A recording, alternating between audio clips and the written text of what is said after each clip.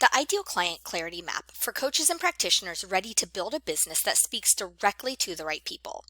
Introduction: Why clarity creates connection. Before your message, your offer, or your marketing can land, you need to know exactly who you're speaking to. Your ideal client is more than a demographic. He or she is a real person with real hopes, frustrations, and goals. When you understand him or her deeply, every piece of content you write feels like a personal invitation rather than a pitch. Now, this workbook helps you see your business through your client's eyes so that you can create programs, posts, and conversations that meet him or her where he or she is and guide him or her towards what he or she truly wants. Take your time. The clearer this gets, the easier every decision will become. Now, the number one thing that I often hear is, I don't know who I want to work with. Either someone's new, or they're very scared to pick a specific problem, or they're just not sure. So some of the easiest things to do are either choose something that you went through on your journey. The reason for this is because it's what you're going to know best. It's going to be the thing you've researched the most, studied the most, and you took yourself through that journey. So that's going to give you confidence. And at the end of the day, when you're just starting out, when confidence is already low, you want to build up as much confidence as possible. So you can choose your journey. What you could also choose, rather than a specific health problem, is you could choose a type of person. So it could be overwhelmed moms who are just at their wits' end. They have nothing left to give. It could be somebody who has been to doctor after doctor after doctor, and they're tired of being gaslit. They're tired of being told their labs are normal. They're tired of being told that everything's fine, that it's just stress, that it's in their head, that there's nothing wrong with them, or that they just have to be this way, or that it's just age. So it doesn't have to be a specific problem. It can also be a type of person that's experiencing something. It could be the person chasing their mystery symptoms that have just been to a dozen doctors and they have no idea what's wrong. All they know is they need to get to the bottom of it. So you can also do that. So that's a way to niche without niching, is to choose a specific person. So you can choose a problem, or you can choose a person. So if you need to, pause this here and kind of think and reflect on that before diving into the rest. And if you're not 100% sure, that's okay. You're not locked into this, right? You can go through all of this. You can go through the entire challenge, and then you can always go back and change, refine, tweak, edit, or start all over. But go ahead and choose something today. I want you to choose something that lights you up, something that makes you excited to talk about, something that you could go give a presentation on for an hour with no prep. Again, that's going to lead back to your confidence. And if you are confident about it, you are going to do better on sales calls. You're going to be able to show up better on social media, and you are going to be able to help that person get better results. Whereas, let's say that you just choose perimenopause and you know nothing about perimenopause, you're probably not going to be very successful in that, right? All right. So part one, who is he or she? Start by describing the human behind the data. So who do you feel most called to help right now in this very moment? What stage of life or healing is he or she in? Are they a beginner? The symptoms just started and they don't really know what to do. Maybe they haven't even been to the doctor yet. Are they an intermediate? Maybe they've tried a few things, they've been to the doctor. Or are they advanced? They've tried doctors, they've tried supplements, they've tried medications, they've tried maybe even other functional health practitioners. They've tried other things. So where are they in their journey? What shared identity, symptom, or life phase connects your clients? So are they an overachiever? Are they type A? Are they an introvert and really don't like to go out in public? Do they suffer with bloating, gas, reflux, histamine intolerance? And then what phase of life are they in? Are they in any phase because it's more based on a symptom? Or are they that overwhelmed, busy mom? Or Are they in perimenopause or andropause? So what phase of life are they in? What does a day in his or her life look like when he or she's struggling? So, for example, let's say somebody has IBS. Are they running to the toilet all day long? So, what does a day look like? Is it hard for them to go out to dinner with their family because they never know what's going to trigger them to have to run to the toilet? So, what does that day look like? Are they someone that is just so exhausted? They've been pushing too hard for so long, but yet they can't fall asleep at night, and then they wake up exhausted in the morning, and they just don't know how they're going to keep living like this. So what does their life look like? Are they crashing at 2 or 3 p.m. every day? What does he or she wish his or her day felt like instead? So go ahead and reflect on those. Then part 2. What is he or she struggling with? Go deeper into his or her emotions and the pain points. What is his or her main frustration, symptom, or repeating challenge? This is going to be the thing that's keeping them awake at night, that they are maybe Googling, how can I fix this problem? What can I do? How can I overcome this problem? What is the answer? What's the solution? Who can help me? What specialist do I need to go to?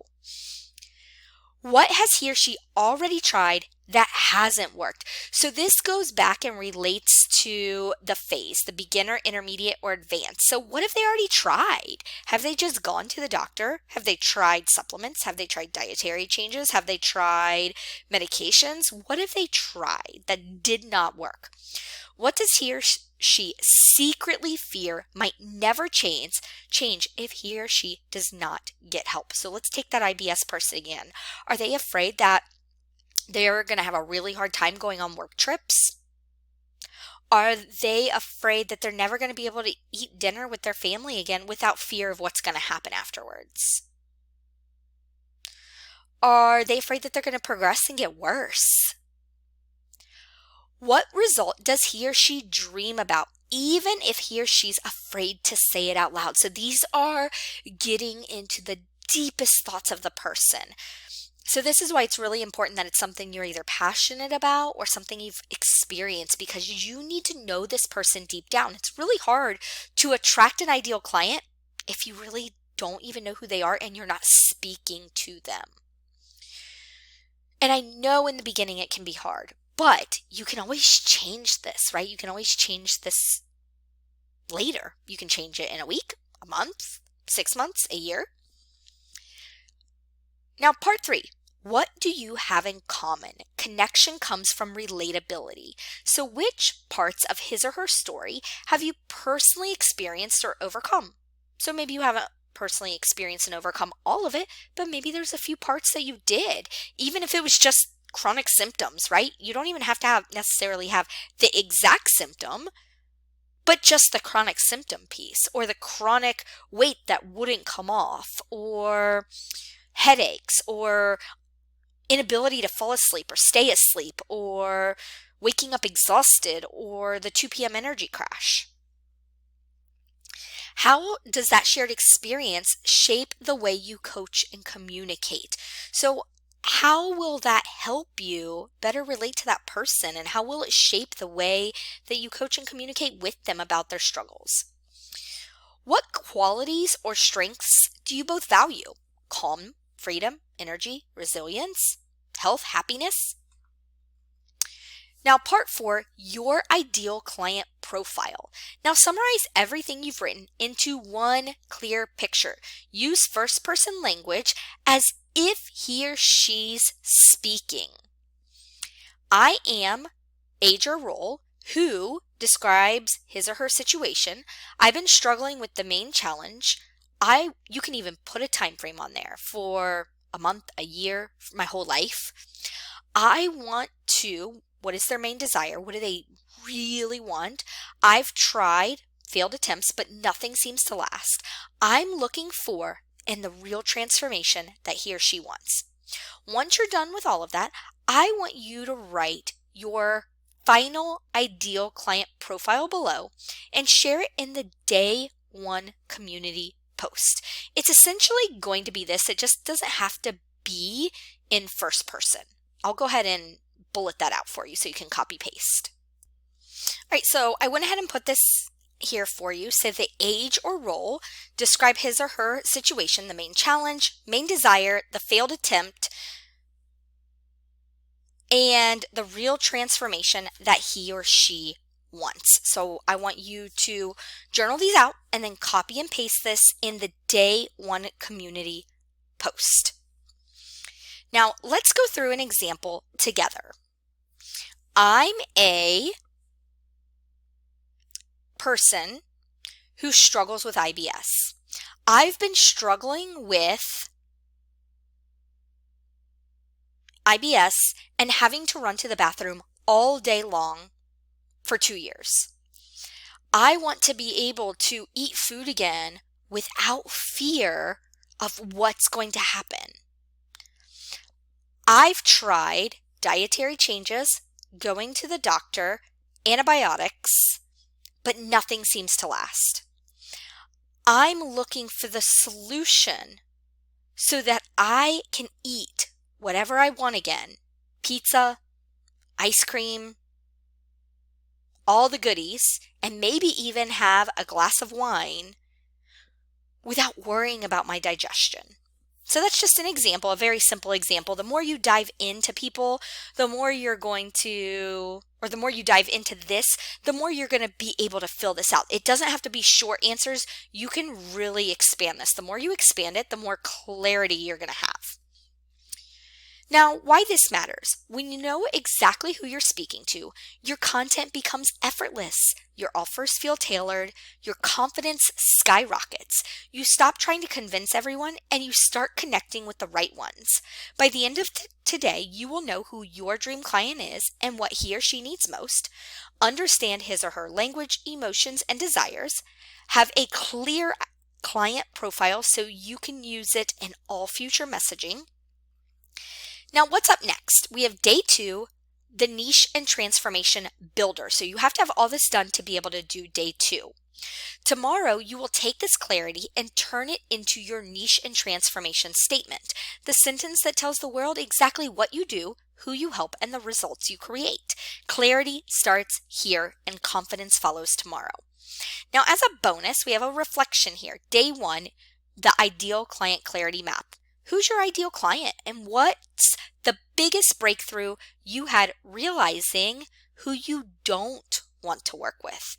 It is just as important to know who and what we don't want to work with as much as it is knowing who we do want to work with. So for example, the IBS client, maybe I don't want to work with people who currently live in mold. Or maybe I don't want to work with people who need me to hold their hand every single day through every step. Or maybe I don't want to work with a person that's really high anxiety and just needs me to be there around the clock. These are just examples. So who don't you want to work with? If you were to walk up to somebody tomorrow and they said, I have this problem, can you help me? What would you want them to say? What would you want them to be like? I want you to think through this about what your dream client would look like, what it would feel like to work with them, what the experience would be like. Think through that. Dream big and then transfer that onto paper.